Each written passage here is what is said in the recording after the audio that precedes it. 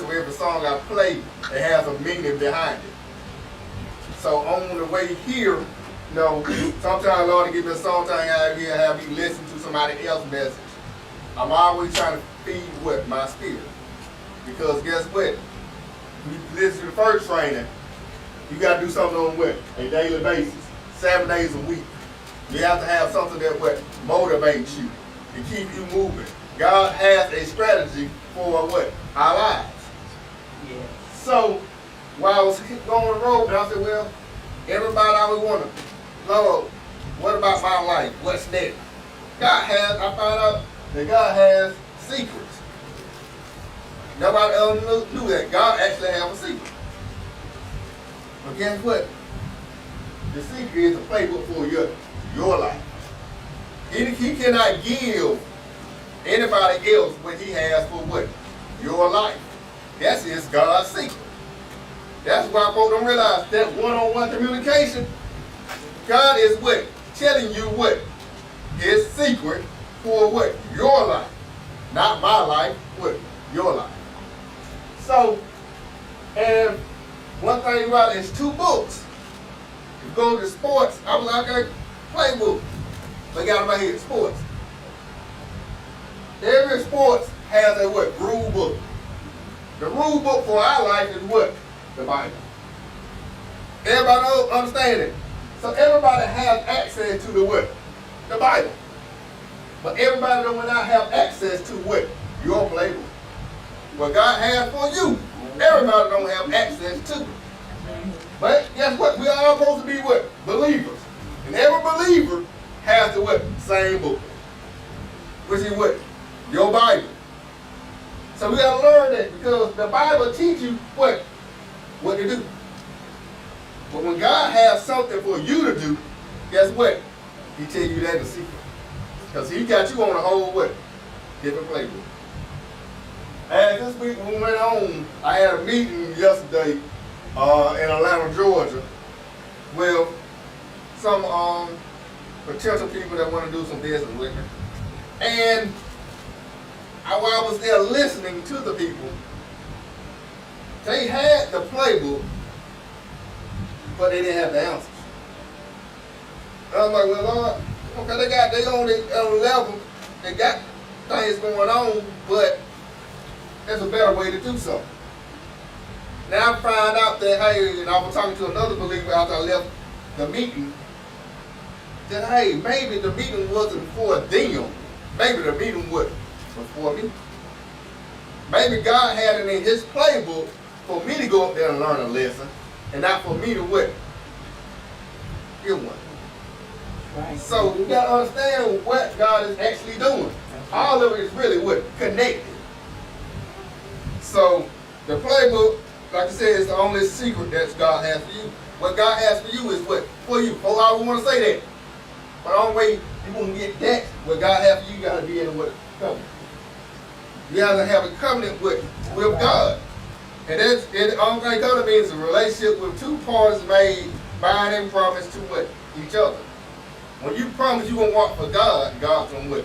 Walk for you. Like he said, he gave everybody the same opportunity, which is what? The Bible. But what he has for you in your life is totally different. I don't know your playbook. Now about 2 teams, what they do? They cover it up. I don't want the other team to know what is going on. And we don't understand it. That's what the enemy do. He try to what? Get our what? Playbook. Sometimes we freely give up our what? Playbook. We run our mouth too much. We tell everybody what we're trying to do. You know what? Don't you know the enemy listening to? Why he say what? Go into your closet. He tell you, go 1-1-1 with me. Because guess what? You gotta what? Somebody what? Trying to get what? Your plate. Somebody trying to what? Win what God has for you. Somebody trying to what? Take what God what has for you. Because guess what? We still think we got the same rules. God said, well, I gave you the rule, but it's always a way around that rule. There's always a better way to do what? That rule. He told you we live in a world that what? Do nothing but what? Make new rules. But guess what? That might not be what he wants for you in your life. So, and no, I got all that was from Deuteronomy 29 and 29. So, I was going to give you scripts. I'm not going to talk a word and not give you a script behind it. But what's the main thing what got me, but I want to go on a little another thing where I'm going to piggyback off Danielle. I really am. Because she did a wonderful job this morning on teaching. Yes. But she said the acts, is methods. But if you go back to the methods, you ever heard the story of David and Goliath? Goliath would find out, I read again, 9 feet tall and some inches. He was a big dude. Even when he went to battle, he had on 100 pounds of armor. He was intimidated. Guess what? A lot of things go in our life is a Goliath. They ain't intimidated. So we have to have the playbook to defend what's going on in our life. For 40 days, Goliath tormented God's people. And I sat back, then David all of a sudden come out of nowhere. Y'all heard the story. David killed Goliath. But before he killed Goliath, he did the axe system. He really did. He just didn't look at Goliath. He really looked at Goliath. He said he's uncircumcised. But what was it again? Say it. Philistine. Philistine. That means he was not under the covenant.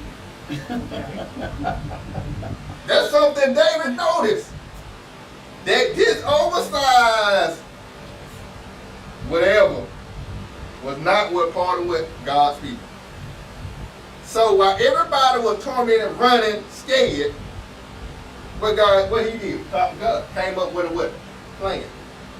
Had 5 stones and a slingshot. Between a man at 9 foot with all this armor on, who would give you the game plan to defend or defeat what is bounding you and your people? That's when you have a one-on-one connection with God. He told him 5 stones. Why 5? He's gonna kill the whole family. Because remember, he had other brothers. So that was 1 stone for every family member. But because he was out of the covenant, which means he was not circumcised. That's why he's like, hold on. Everybody looking at his size, he looking below. Hold on. He's not one of us. He's not part of my God is part of. Everybody that was running knew God, don't get me wrong. My God. They knew him. They was part of the rule. They knew him. Everybody knew. Jesus. Nobody went to ask God. My God. But they did. And what God gave the playbook. So when we running, you see everybody running everywhere. We in a season where everybody is running. And they say they know the word. My God. They say they know the word. I go to church. I believe all these things. You say it. I hear it so much. And guess what? Okay, if you know all these things, why you ain't got the playbook? Why you don't know what's next for your life? My God. Because God ain't giving everybody that seat. Unless you got a covenant with him. So most folk wanted to look at David. Now I looked at that story a little bit different. I said, hold on, whoa, I never understood that story until I broke it out. Because it was not about him throwing a stone and hitting somebody in the head. No. Well, you overcome your giants. Yeah, you can. You got a playbook for it. If you actually got a connection with God, you know the steps to get to the playbook. Yeah. But everybody don't have a covenant. Then when I said covenant. And they hit me and said covenant keeper. So wow, Lord. He said, well, everybody ain't no covenant keeper. Everybody may know what the Bible is, and say they know what a covenant is, that don't mean they inside the covenant. So when you're not inside the covenant, you're just like an umbrella. An umbrella does you no good if you don't use it. God is the umbrella. He gave you the what? The word, which is the Bible. But turn around, it's like an umbrella. What are you supposed to do when you open it up? Protect you from the elements. It does not what? Stop the elements. It do what? Protects you from the what? Elements. So you gonna go through what you're gonna go through. Okay, what? Long as you're up under that covenant, which is the umbrella, you're what? You're protected. That's what we want to be, what? Protected. But if that umbrella is closed, and you say I got the word, but I ain't using the word, what good is the what? Umbrella. You sitting out in the rain and got the protection. And not what? And not using. Not using. Yes. That's God. God is in there like, I'm right here. When you gonna use me? When you gonna come what? Ask me what the playbook is. My Lord, what I do next? Instead of you sitting up all night worrying about your what that situation. No. God said, I already know it. I know the answer for your life. He knows it. But we don't use them. How many times we got an umbrella in our car and it raining outside? And you know it's gonna rain later. But you do still leave it enough. That's how we do God. We lead him to the what? To the side. Then we want to run back to him when he think it raining too hard. And we'll get my umbrella down. I said, you should have been had it. But then when you get an umbrella, what to do? The sun come on out. You care what? Probably got the game plan for our life. But it's mainly, I have to tell you, say, when you take God, you take your eyes off Christ, you see everything else. That's what I've seen when you talk about David and the people. The people saw everything else when they seen Goliath. They didn't see that he was not part of the covenant. They seen what? Everything else. And that's what we do. We see everything else. But what's the inner part? What's the deep down thing that we're missing when we're going through a situation? It ain't that, woo, man, they about to come get my car and get reset. But why? What's the deep down issue? It may be what? I don't know how to manage certain things. Our life tells a story, but we don't look at what? Everything else instead of what God wants us actually to see for ourselves. The playbook was, guess what? Let's find out what's the problem going on with yourself. Not everything else going on around. COVID-19. Okay. It's a virus. It's a screen that killing people. Don't get me wrong. Somebody say I don't take it serious. Well, yeah, I do though. But it's a bigger meaning behind COVID-19. What is God trying to say behind what? COVID-19. What's the playbook for your life in COVID-19? What is God trying to do for you in this season? Sometimes God is trying to move some things, but we keep looking at everything else. Are we going to be like the people that know the word and don't use it? Are we going to have a covenant with God? As you can see, all of these starting with to connect. We all know the word. We all have heard of the word. I was with a person yesterday. They said, yeah, I believe in the word, but I don't believe the word. I said, huh? Well, I believe God. I believe there's a God. But I don't believe everything that's in the Bible. I said, oh, okay. But I'm looking at other religions now, which is going to some stuff I ain't never heard of, some African stuff, dealing with spirit. I said, well, spirit, the words, they talk about spirits as well. I said, but you got to realize what you don't know can harm you. What you're seeking, and you're not seeking the right thing, can harm you. Yeah, it's a playbook. Yeah, and I can get a Bible to any kind of belief system. But it's only a one-on-one connection with God.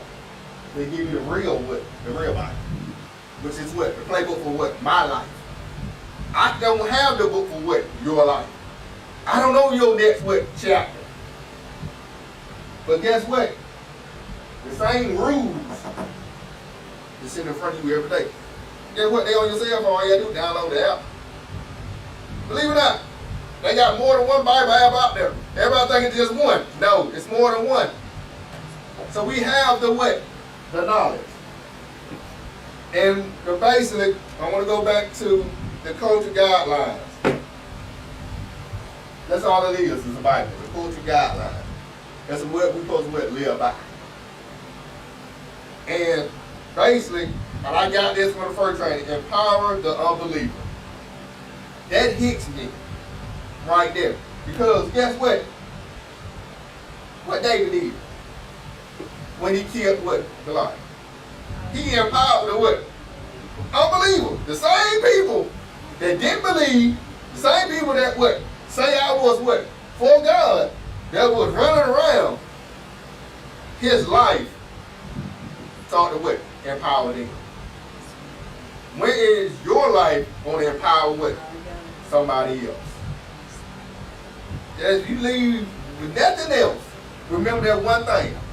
What is your life going to empower somebody else? They know that Bible. They know you what? You come here to training. They know you part of a church. That don't mean you empowering them. Okay. That don't mean nothing. But when they get to when God give you that playbook and things start moving in your life, they're like, well, how that happened? You just empower them. Because now you can speak into their life. Because that might be in a playbook God already had for your life to what? Save them. Not to what? Save yourself.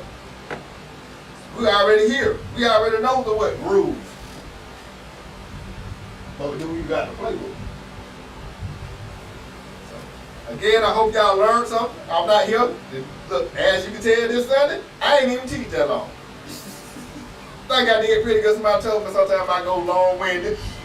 So I tried to what? Not be as long-winded. Because I value your time. But like I say, when I get a word, I have to give the word. Because that's what? That's what's the playbook for my life. I didn't know years ago. How many years have been I had now? What, 3 years? Not that much. Give or take 3 years. Didn't know that was in the playbook. What? For my life. I didn't. I didn't know I was coming all the way to Alabama for a life changing experience. But guess what? God knew it. Because everybody would say, well, church is everywhere. You go all the way out to? Yes, I do. Because that's what? Playbook for what? My life. I don't know the playbook for what? Your life. And if I can encourage somebody else to what? See God. At least ask. The number one thing is what? Ask. What David did? Ask. We don't want to what? Ask. All your problems will be solved by what? Asking. What did the teacher say when you were going to school? You don't know a question, what? Ask. When you fail that test, why you fail that test? Because you didn't what? Ask. Because you know you needed help. But we don't want to what? Ask. So at the end of the day, ask yourself. If I'm just what? Looking at the Bible and holding this umbrella in my hand and not using it. Alright, well, my name is Timothy M. Tabitell. I will come from you from Prattville, Alabama, the preferred community. Yes, I have learned it. Yes. Yes, I may live in Georgia, but I'm part of Alabama as well. Oh, a lot of folks don't know it. Well, I said my tax in Alabama. How's that? God got a playbook. Not y'all. Now have a blessed day.